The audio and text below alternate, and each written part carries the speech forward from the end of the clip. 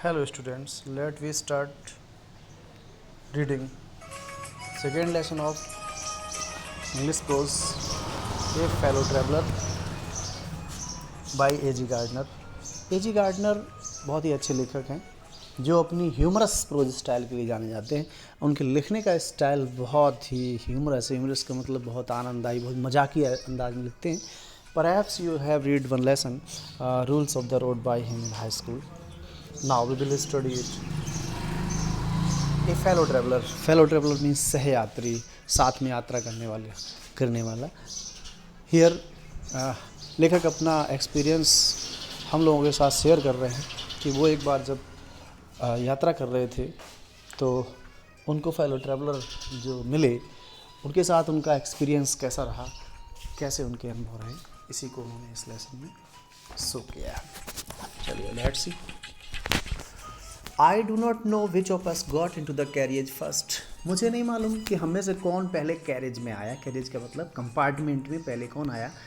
Indeed I did not know he was in the carriage at all for some time.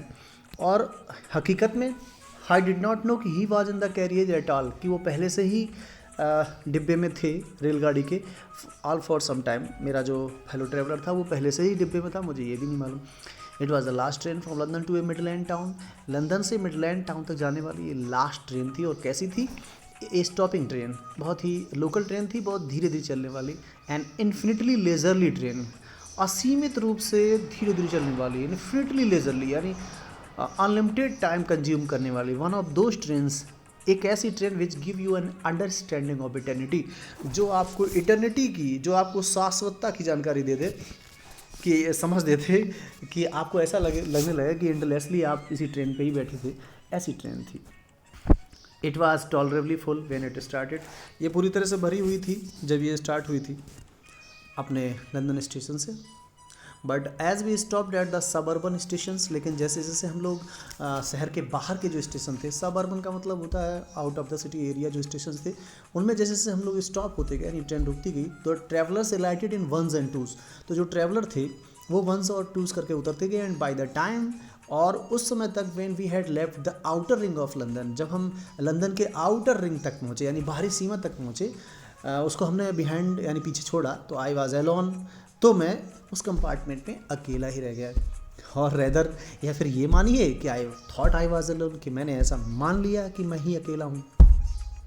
There is a pleasant sense of freedom about being alone in a carriage that is jolting noisily through the night. एक बात है कि there is a pleasant sense of freedom, एक बहुत ही सुखद sense, एहसास, feeling आती है फ्रीडम की, about being alone in a carriage, जब आप कैरेज में अकेले होते हैं। सोचो तो किसी ट्रेन के कंपार्टमेंट में आप अकेले बैठे हों तो एक बहुत ही प्लीजेंट सेंस आएगी, एक बहुत ही सुखद एहसास मिलेगा आपको, फीलिंग अच्छी आएगी। दैट इज जॉल्टिंग नॉइजली, जो जॉल्टिंग कर रहा होता है, जॉल्टिंग का मतलब जो जर्क ले रहा होता है, झटके ले लेके चल रहा होता है। नॉइजली मीन्स आवाज़ करता हुआ, थ्रू द नाइट मीन्स रात में। It is liberty and unrestraint in very agreeable form. Very agreeable form में यानी बहुत ही सुखद एहसास आपको होगा हर तरह, प्लीजेंट वे में। आपको लिबर्टी का और अनरेस्ट्रेंट का मतलब पाबंदी का ना होना होता है, lack of liberty, lack of restraint होता है। तो हर जगह आपको आज़ादी और हर जगह आपको एकदम से अनरेस्ट्रेंट माहौल मिलेगा। इन वेरी एग्रीएबल फॉर्म का मतलब बहुत ही प्लीजेंट फॉर्म में आपको हर जगह आज़ादी मिलेगी। You can do anything you like, आप कुछ भी कर सकते हैं जो आपको पसंद है। जैसे you can talk to yourself as loud as you please, आप जितनी तेज तेज बात करना चाहें अपने आप से कर सकते हैं। You will and no one will hear you, और कोई भी आपको सुनेगा भी नहीं वहाँ, क्योंकि you are alone in the compartment. You can have that argument out with Jones. आज आप जॉन के साथ वो आर्गूमेंट रख सकते हैं। आर्गूमेंट का मतलब बहस। सपोज दैट जॉन नाम का कोई लड़का है जिससे आप कभी भी कंपटीशन में डिस्कशन में जीतते नहीं हैं। सपोज फिजिक्स का कोई मैटर है जिस पे आप हार जाते हैं उससे, तो आज जब आप अकेले हैं तो you can have that argument with Jones के साथ आज वो बहस कर लो। And roll him triumphantly in the dust, और आज उसे रोल कर दो, लुढ़का दो, उसे रोल कर दो। ट्रिम्फेंटली का मतलब उसे बहादुरी से, very gallantly, very bravely. In the dust means धूल में उसे मिला दो। Without fear of a counter stroke, बिना किसी काउंटर स्ट्रोक के डर के। काउंटर स्ट्रोक का मतलब प्रत्युत्तर में, डिफेंस में वो कोई आपको जवाब देगा, रिप्लाई देगा, ऐसा कोई डर आपके मन में नहीं है। You can stand on your head आप अपने सर के बल खड़े हो सकते हैं, है ना, and no one will see you, और कोई आपको देखेगा नहीं। यू कैन सिंग, आपको गाने का मन है, अकेले हैं आप, यू कैन सिंग और डांस 1-2 स्टेप, 1-2 स्टेप, अगर आपको डांस करना है तो 1-2 स्टेप ले सकते हैं। यू कैन प्रैक्टिस डांस और प्रैक्टिस गोल्फ स्ट्रोक, या आपको गोल्फ खेलने का अगर शौक है तो आप उसी कंपार्टमेंट पे गोल्फ भी खेल लें। और play marbles on the floor, अगर आप कंचे खेलना पसंद करते हैं तो मार्बल कंचे ले लीजिए और वहीं फ्लोर पे शुरू हो जाइए। विदाउट लेट और हिंड्रेंस, लेट और हिंड्रेंस का मतलब रोक रुकावट के बिना, कोई आपको मना नहीं करने आएगा, आप ये सारे काम करते रहिए। You can open the window और शट इट, आप खिड़की खोल सकते हैं, आपका मन है खिड़की उठा लो तो खिड़की को ओपन कर दो और शट इट, या फिर इसे बंद कर दो। विदाउट प्रोवोकिंग ए प्रोटेस्ट, बिना प्रोवोक की प्रोटेस्ट का मतलब होता है कोई विरोध भड़काए, मतलब कोई भी किसी का विरोध किए बिना, मतलब कोई विरोध नहीं करने आएगा तो बिना विरोध भड़काए आप, बिना लेट हिंड्रेंस के, बिना विरोध भड़काए आप ये काम कर सकते हैं। You can open both Windows, अगर आपकी इच्छा है कि आप दोनों खिड़की खोलेंगे, इधर साइड की भी इधर साइड की भी, तो you can open both Windows. और शट बोथ, या फिर आपका मन है कि बंद कर लेंगे तो दोनों बंद कर लो। Indeed you can go on opening them and shutting them, और हकीकत में इन रियली अगर आपका मन है कि आप यही करना चाहते हैं कि आप खोलेंगे बंद करेंगे, खोलेंगे बंद करेंगे, देन यू कैन डू, है ना, you can do that them as a sort of festival of freedom, है ना, एक तरह का आप फेस्टिवल मना लें ऑफ फ्रीडम, मीन्स आज़ादी का। आपको मन है कि हम आज़ादी का फेस्टिवल मनाते हुए चलेंगे, खिड़कियाँ उठाएंगे गिराएंगे, तो आप करते रहें। You can have any corner you choose, कोई भी कोना, कोई भी साइड आपको पसंद आए, you can sit there and try all of them in turn, और आप टर्न या अल्टरनेटिवली इधर उधर this side that side, you can choose any corner. You can lie at full length, आप पूरी लंबाई में अपने आराम से लेट सकते हैं ऑन द कुशंस, मीन्स रेलगाड़ी के जो गद्दे हैं उन पे, and enjoy the luxury of breaking the regulations, और एन्जॉय करिए, आनंद लूटिए। लग्जरी मीन्स आनंद होता है, इसका भी मतलब लग्जरी, एक तो प्लेजर मिलता है, जो मज़ा मिलता है आपको ब्रेकिंग में, तोड़ने में, रेगुलेशंस मीन्स कानून को, एंड पॉसिबली, और हकीकत में the heart of DORA, defence of real act, ये ब्रिटेन का एक, लंदन का बहुत कड़ा नियम है जो रेलवे से और अन्य विभागों से संबंधित है।